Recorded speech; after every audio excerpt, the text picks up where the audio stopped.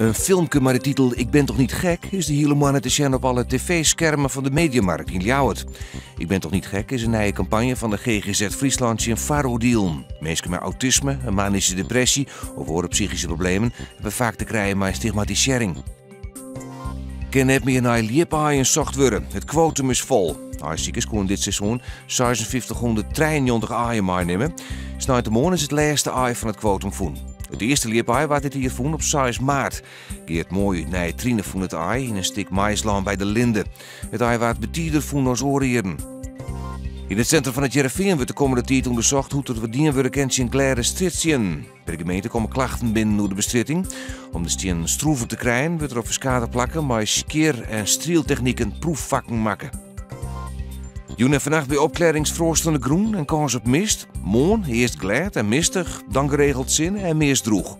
De vrij krachtige wind komt uit noordoostelijke richtings.